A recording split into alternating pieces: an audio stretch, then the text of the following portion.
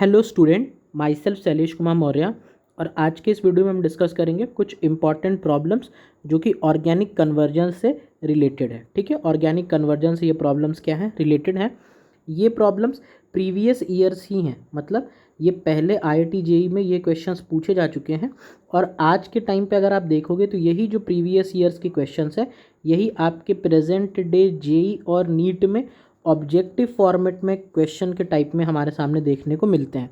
तो यहाँ पे ये क्या होती थी, पहले आपको पता है सब्जेक्टिव प्रॉब्लम्स पूछी जाती थी IIT में, उसी में से मैंने कुछ इंपॉर्टेंट ऑर्गेनिक कन्वर्जन्स उठाए हुए हैं।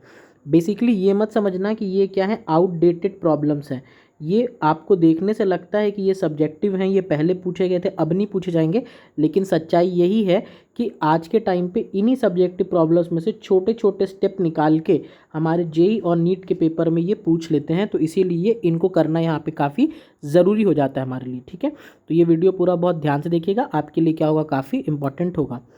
स्टार्ट करने से पहले मैं आपको बताना चाहूँगा कि हमारे पास ये है हमारा टेलीग्राम ग्रुप। यहाँ पे आप देख सकते हो प्रेजेंट टाइम पे 146 स्टूडेंट्स हमारे साथ एनरोल हो चुके हैं। और ये है मेरी इंस्टाग्राम ID, यहाँ पे भी काफ़ी बच्चे ऐड हैं और इस पे भी डाउट पूछते हैं।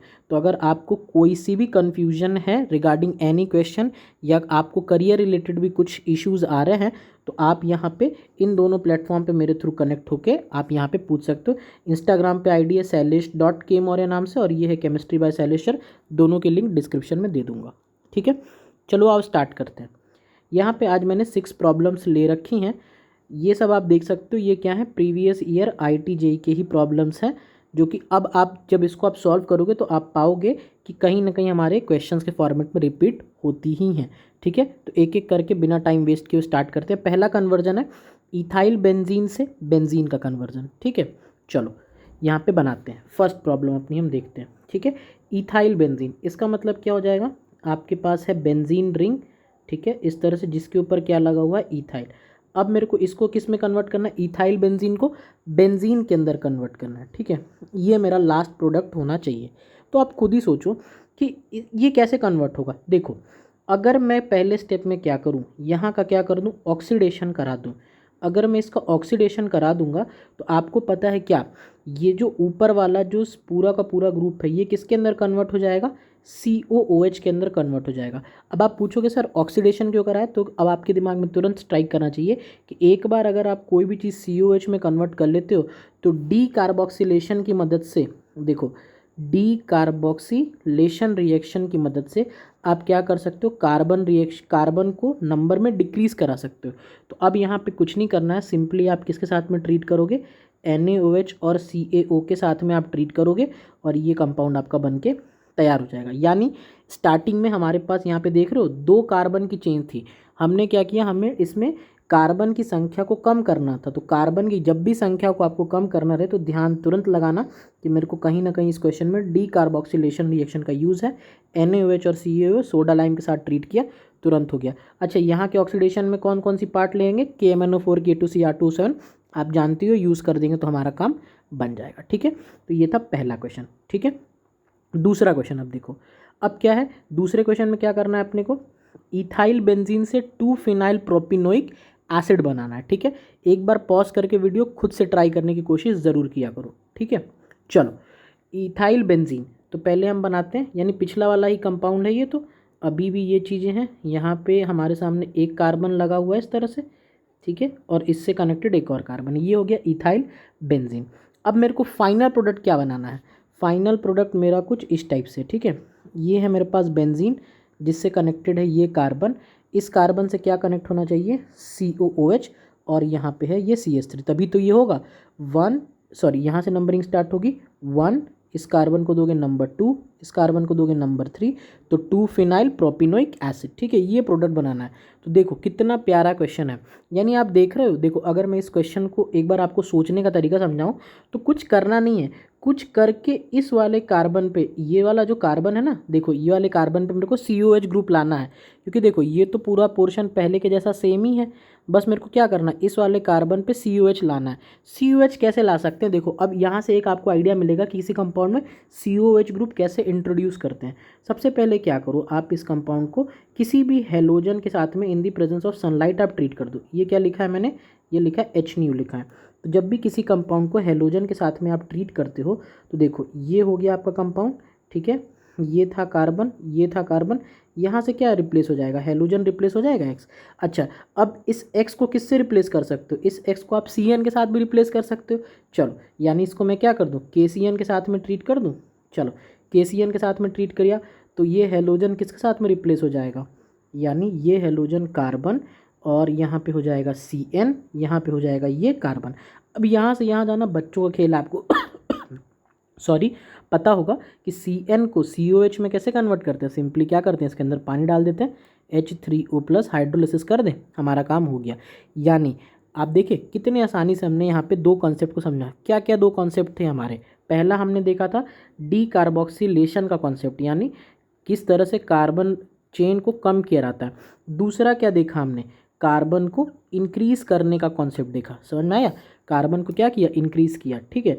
कैसे इंक्रीज किया, हेलोजन किया, फिर हमने क्या किया, केसीएन किया, और फिर क्या किया, हाइड्रोलिसिस किया। डी कार्बोक्सिलेशन रिएक्शन कैसे किया, सबसे पहले ऑक्सीडेशन किया, फिर हमने क्या किया, उसको सिंपली NaOH और CaO के साथ में ट्रीट कर दिया, तुरंत क्या हो गया, डी कार्बोक्सिलेशन रिएक्शन। तो दोनों क्वेश्चन एकदम सेलेक्टिव थे, समझ में आया किस तरह से आज के एग्जाम में क्वेश्चन पूछे जाते हैं, ठीक है। चलो वापस से चलते हैं, अब हम देखते हैं अपना तीसरा क्वेश्चन, ठीक है। तीसरे क्वेश्चन को देखते हैं। अब देखो यहाँ पे तीसरा क्वेश्चन है, ये आपके लिए शायद हो सकता है नया रिएजेंट हो, यहाँ पे मैं समझाता हूँ। ये हमारा थर्ड क्वेश्चन, सिंपली करना क्या है, हमें पैरा पोजीशन पे क्या इंट्रोड्यूस करना है, एक फ्लोरीन ग्रुप इंट्रोड्यूस करना है, ठीक है। देखना ये क्वेश्चन भी काफ़ी ज़रूरी है। देखो हमारे सामने क्या करना है, हमें स्टार्टिंग में कंपाउंड कुछ इस तरह से दे रखा है, ये दे रखा है बेंजोइक एसिड, ये है बेंजीन, यहाँ पे है COOH, ठीक है। आप क्या करो, इसका सल्फोनेशन रिएक्शन करा दो। सल्फोनेशन रिएक्शन कैसे कराओगे, तो आपको पता है कॉन्सनट्रेटेड H2SO4 के साथ में अगर आप ट्रीट कर दोगे तो सल्फोनेशन रिएक्शन बड़े ही आराम से हो जाएगी। तो यहाँ पे क्या हो गया, COH, और ये पैरा डायरेक्टिंग ग्रुप है, तो यहाँ पे क्या आ जाएगा, SO3H आ जाएगा। अब यहाँ पे एक चीज़ आप समझ लो, अगर आप किसी भी गिवन कंपाउंड को, ठीक है, किसी भी गिवन कंपाउंड को आप क्या करते हो, KHF2 के साथ में ट्रीट करते हो, ठीक है, KHF2 के साथ में ट्रीट करते हो, तो ये क्या करता है, इस गिवन SO3H को सेलेक्टिवली किस में कन्वर्ट कर देता है, फ्लोरीन से क्या करता है, रिप्लेस कर देता है, ठीक है। तो ये चीज़ आपको यहाँ पे थोड़ी सी पता होनी चाहिए कि ये COH है, ये SO3H किससे रिप्लेस हो जाएगा, फ्लोरीन से रिप्लेस हो जाएगा। तो ये चीज़ आपको ध्यान रखनी है कि अगर आप KHF2 के साथ में रिएक्शन कराओगे तो सेलेक्टिवली क्या होगा, ये जो SO3H ग्रुप है ये क्या हो जाएगा, फ्लोरीन के साथ में रिप्लेस हो जाएगा। तो यानी कहीं पे भी अगर आपको फ्लोरीनेशन करवाना हो, इन जनरल तो फ्लोरीनेशन कराना क्या होता है, काफ़ी डिफ़िकल्ट होता है। तो SO3H तो हम सल्फोनेशन के थ्रू ला सकते हैं। अगर मान लो मेरे को पैरा पोजीशन पे लाना है तो कोई एक्टिवेटिंग ग्रुप लगा लेंगे इस तरह से करके, ठीक है। और अगर मेटा पे लाना है तो डीएक्टिवेटर के साथ करा सल्फोनेशन करा लेंगे, और KHF2 के साथ ट्रीट करके तुरंत क्या करा देंगे, फ्लोरीनेशन करवा भी देंगे, ठीक है। तो इस रिएक्शन से भी आपको काफ़ी कुछ सीखने को मेरे को लगता है मिला होगा, ठीक है। चलो नेक्स्ट क्वेश्चन देखते हैं। अच्छा देख रहे हो, इस क्वेश्चन में पर्टिकुलरली मेंशन भी था कि नॉट मोर देन 3 स्टेप्स, तो ये भी आपको समझना चाहिए, यानी इस पर्टिकुलर रिएजेंट का ये कर रहा होगा। नेक्स्ट क्वेश्चन, क्वेश्चन फोर्थ है, फिनॉल से एस्पिरिन बनाना है। ये तो सभी को मेरे को लगता है ध्यान में हो ही गया होगा, अल्कोहल फिनॉल ईथर जो हम चैप्टर पढ़ते हैं तो ये काफ़ी उसी में बहुत ही इंपॉर्टेंट रिएक्शन है। एक बार जल्दी से आप मेरे साथ रिवाइज कर लो, मेरे को लगता है आप में से सभी लोगों को ये क्वेश्चन आता ही होगा। कैसे करते हैं देखो, आपको याद होगा, ये हमारे पास क्या है, फिनॉल है, ठीक है। फिनॉल को हम किसके साथ में करते हैं, रीमन टीमन रिएक्शन कराते हैं।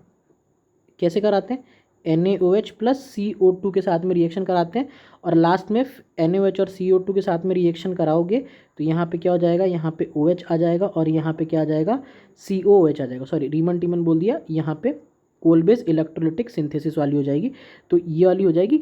तो NaOH CO2 और इसके साथ में क्या कर देंगे, इसकी हाइड्रोलिसिस करा देंगे, तो ये OH आ जाएगा और COH आ जाएगा।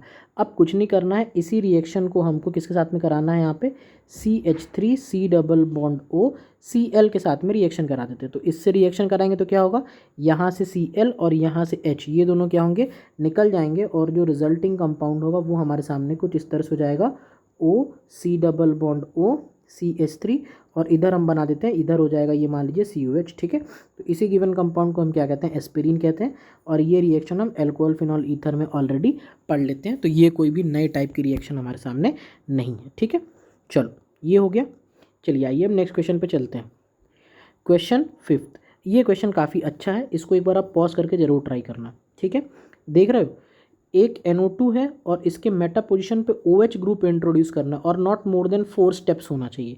देखो ध्यान से, काफ़ी अच्छा क्वेश्चन है। देखो मैं ये कहता हूँ, यहाँ पे भी एक आप नया रिएजेंट शायद आपको पता हो वरना आप सीख भी लोगे। ये है हमारे पास यहाँ पे NO2 ग्रुप है, ठीक है। इसका आप क्या करा दो, नाइट्रेशन करा दो। क्या करवा दो, नाइट्रेशन रिएक्शन करवा दो, ठीक है।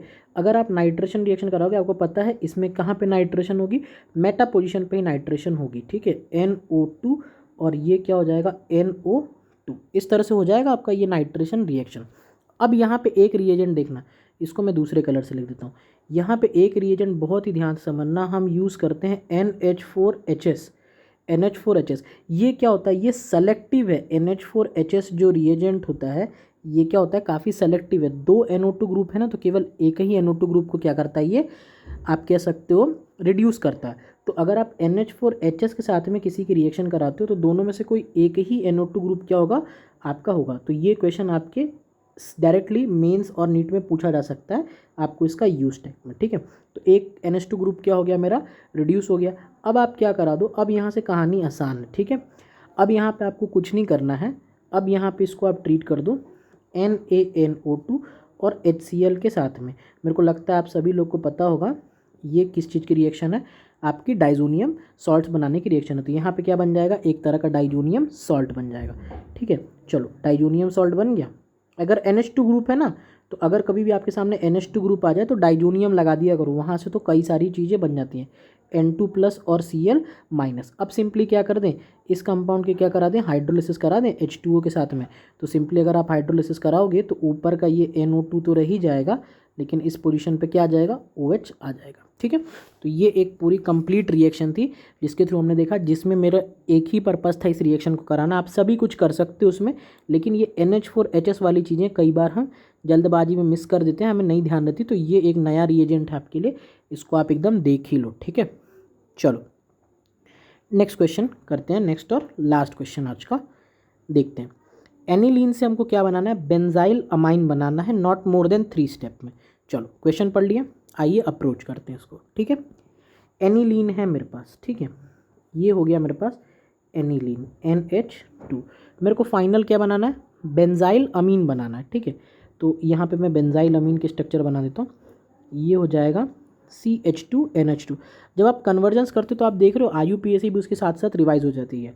चलो अब देखो एनिलीन है ना, तो जब भी एनिलीन जैसा कोई भी कंपाउंड हो और कुछ भी कन्वर्जन करना हो ना आपको, तो आपको सबसे पहले, जैसे ही आप देख रहे हो एनिलीन है, सबसे पहले डाइजोनियम में कन्वर्ट कर लिया करो उसको। चलो डाइजोनियम में कन्वर्ट कर लें, अभी तो कन्वर्ट किया था। कैसे कन्वर्ट करते हैं, NaNO2 और HCl के साथ में 0 to 5 डिग्री सेल्सियस टेम्परेचर होता है। किस में कन्वर्ट हो जाएगा ये आपका, ये हो जाएगा आपका N2+ और Cl- के अंदर।